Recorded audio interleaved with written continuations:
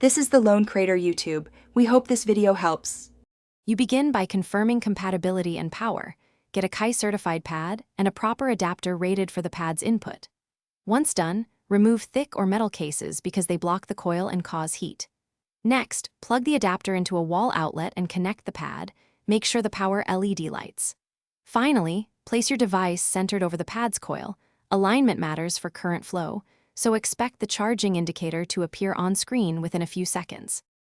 Once the device shows charging, fine-tune position to maximize current. Slight shifts can change wattage.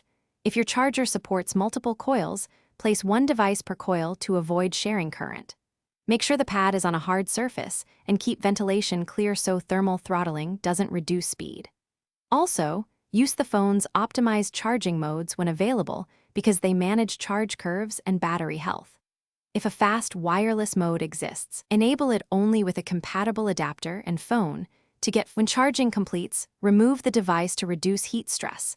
Many recommend stopping around 80% for long-term battery health, but full charges are fine when needed. After use, wipe the pad and device contact area to prevent debris from interrupting the coil coupling, and inspect the adapter and cable for damage. If it doesn't charge, the key troubleshooting step is realignment. Reposition the phone precisely, then try a known good adapter or cable. If that fails, test another pad to isolate the fault. Thanks for watching. Consider subscribing if we helped you.